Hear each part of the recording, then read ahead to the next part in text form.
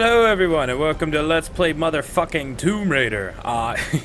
This is, okay, I had recorded an hour and a half of this goddamn game, and then the game crashed, which was fine. I was just going to, you know, cut the recording there and just uploaded it with the game crashing and all that shiz, and then pick up later, where I left off, or wherever the game would put me since the game crashed.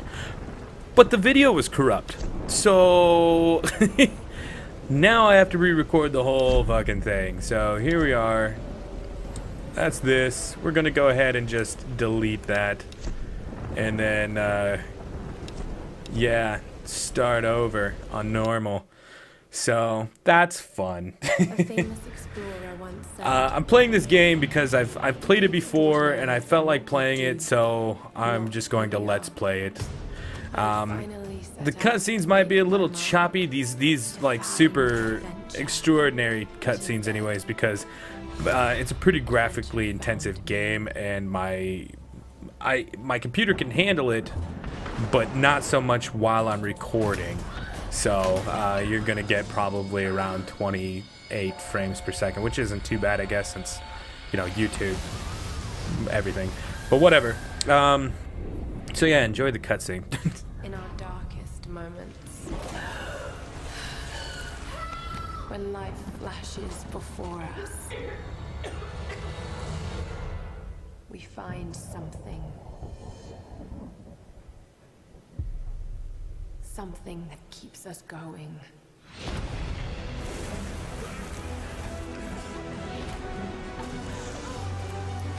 Something that pushes us.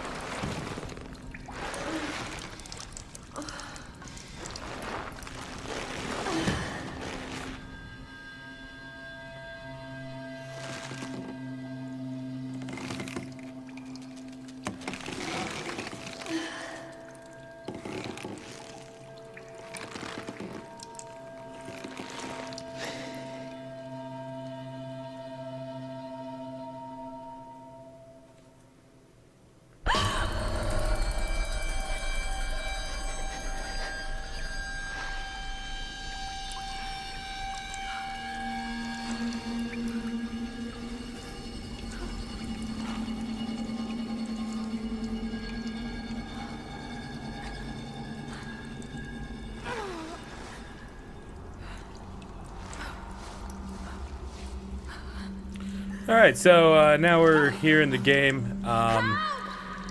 Thrusting directly into being captured.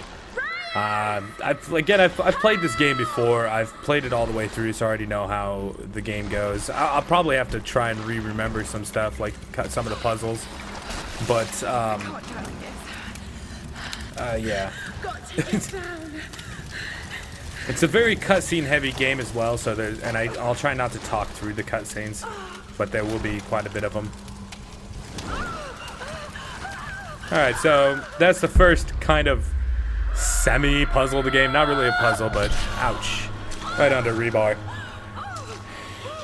So now we start off with a very grody looking Laura, or Lara, if you prefer, if you're the fancy type. I call her Laura because my mom's name is Laura, so that's what I'm used to. Yeah, very grody looking Lara, and she gets her ass kicked a lot in this game, a ton, and she is a trooper for handling it. Oh wait, no wait, never mind. For a second there I was like, wait, what about my torch? But that's in this room. So the first few puzzles I'm going to be exceedingly good at because I've just done them. So I guess I could have grabbed any one of those torches, huh? So yeah, but the puzzles in the game aren't really all that hard, to be perfectly honest. I'm okay at puzzles. I'm not super great, but I can get through these ones without too much problems. So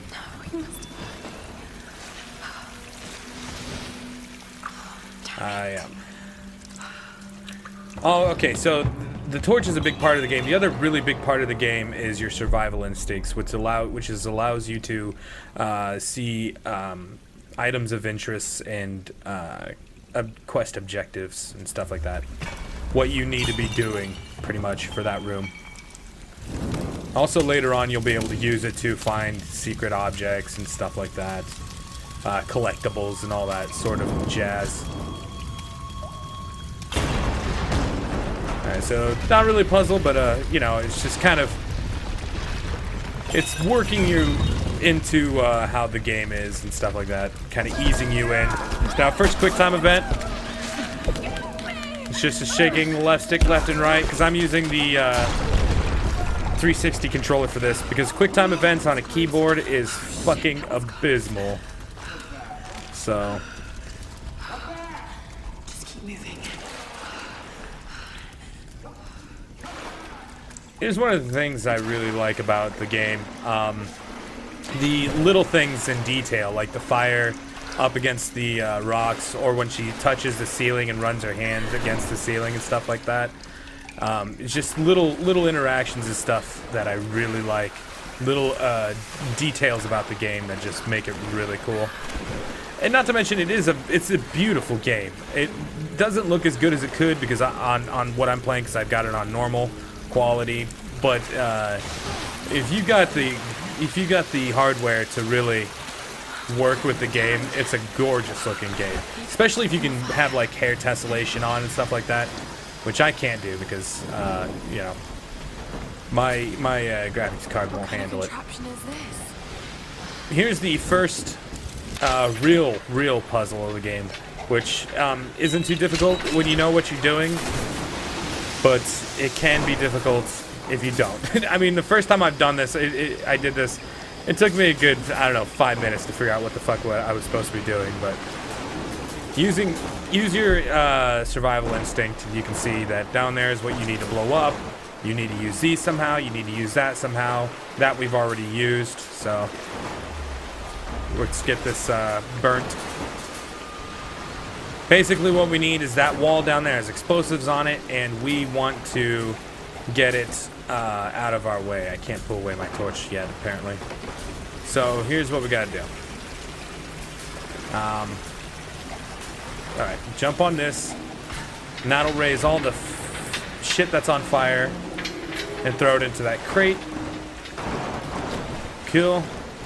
Now we'll get off of this because we don't need to be here anymore. And we gotta time this because water keeps coming up over that. We'll wait for the next one and then do it, and then we'll push this down. Wait for it.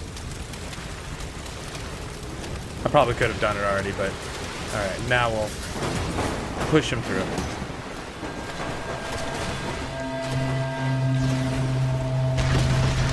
Alright, so first puzzle completed. Really simple. And really simple when you already know how to do it and have just done it like 2 hours ago, especially. So, God, man, I turned the volume down on this, but it's still extremely loud.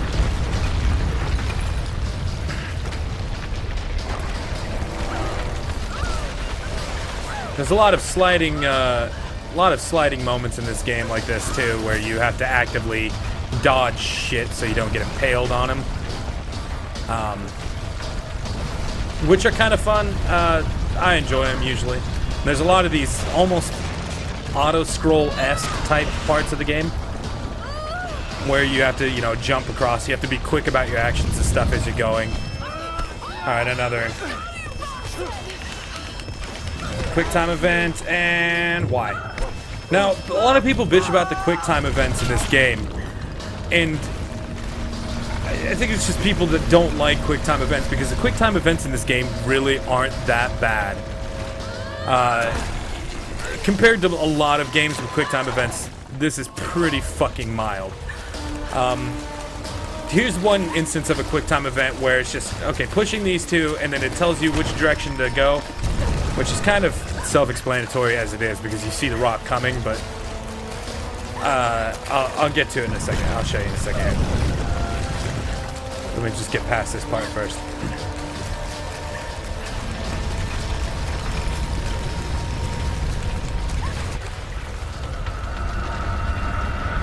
Whoosh! Right on. Okay, we're out. The QuickTime events are really easy in this game because the only buttons you use for the QuickTime events as far as button pushing really goes are X and Y.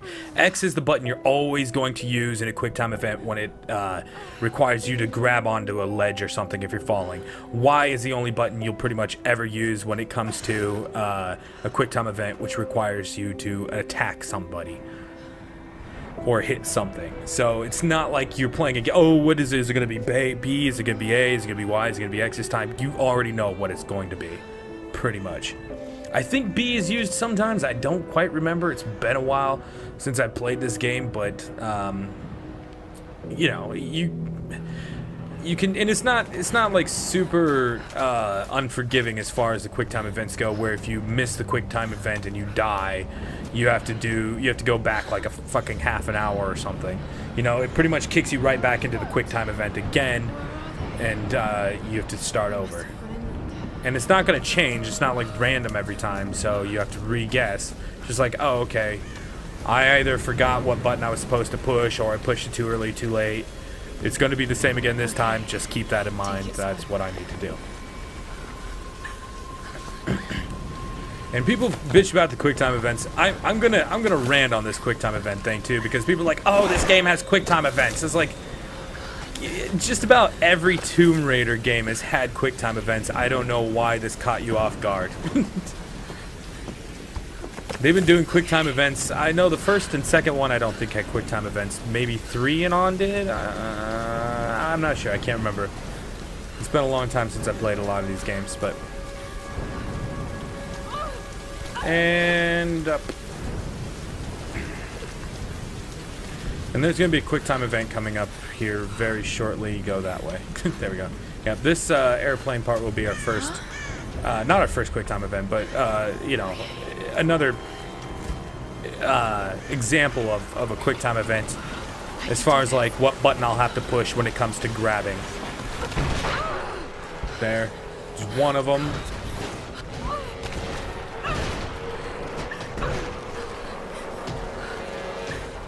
That will go around, up, Come on. over. QuickTime event number 2. And that's all she wrote, folks. Not that difficult.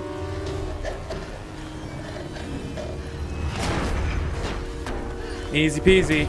Obviously, the QuickTime events do get a little more, not extreme really at all, but I mean, there are different instances where you have to do maybe a couple different QuickTime events. So, but it's still not that difficult. And I don't even find it that it's not super intrusive either, so. Sam's pack.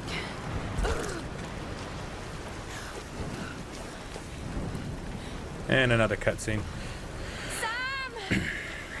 Very cutscene heavy.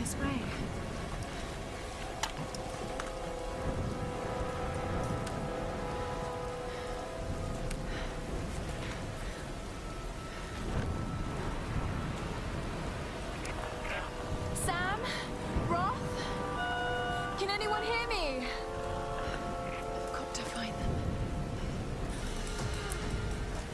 And you know, it's all right that it's very cinematic and stuff, because it's, you know, it's an origin story basically on Laura and kind of how she came to be. I know they did that in the first one, sort of, kind of, sort of.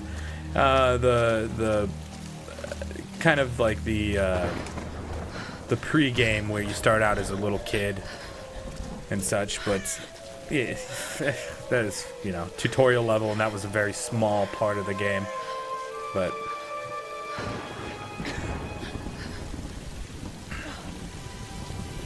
and that isn't exactly canon with this either, so.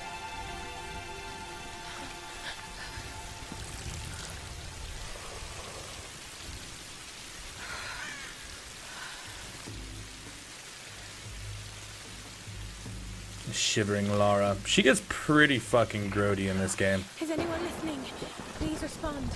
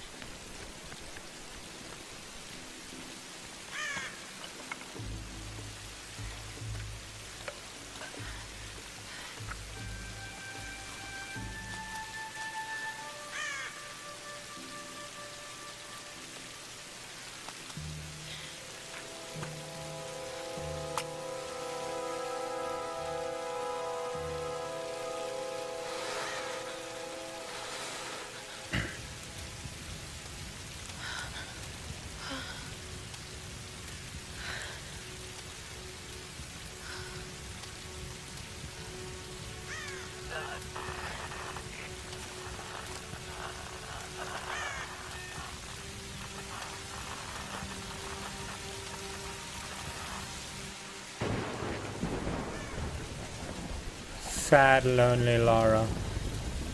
All alone and cold. Cutscene.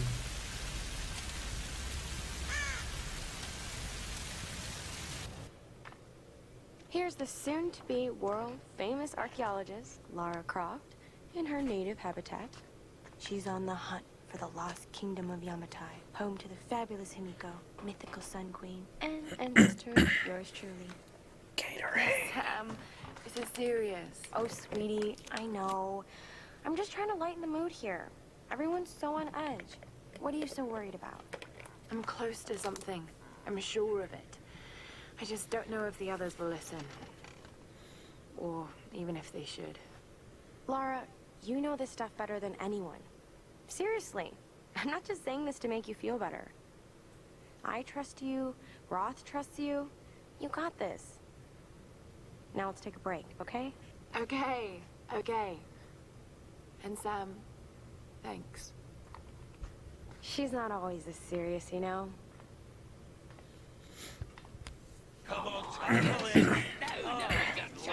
How can you suggest I'm not serious about this expedition, Laura? It's not just Sam's family funding us. I put my savings on the line, too. We've all got some kind of stake in this. The funding won't last forever, Whitman. That's precisely why we should push east, not west. No one believes Yamatai is that far east. The books simply don't support it. Well, whoever wrote those books never found Yamatai. I've talked to Roth about this. There's no point in following in other people's footsteps, Dr. Whitman. I refuse to bet my reputation on your hunch. I'm the lead archaeologist here. And when were you last in the field without a TV crew behind you? Got 30 years experience, 2 PhDs, 1 in East Asian history, so why don't you just stick to boats, Mr. Grimm? Ship, Dr. Whitman. It's a ship. You don't need a PhD to know Look, that. going east will take us directly into the Dragon's Triangle. That's where we need to go. Laura, my little bird. I'd follow you almost anywhere, but that place has a bad energy. Bad storms, more like. Makes the Bermuda Triangle look like Disney World. Sign me up. The stories about Queen Himiko say she could summon storms. Myths are usually based on some version of the truth. What if Yamatai was somewhere in the triangle itself? Look, this is the satellite imagery from inside the Dragon's Triangle. That doesn't look good. If it's wet, I can sail on it. Oh, don't tell me you're seriously Reyes is right. We don't have the funds to piss about. It's now or never. Lara's offering fresh ideas and a plan. I'm the captain here. It's my decision. We're going into the Dragon's Triangle. Why am I even here?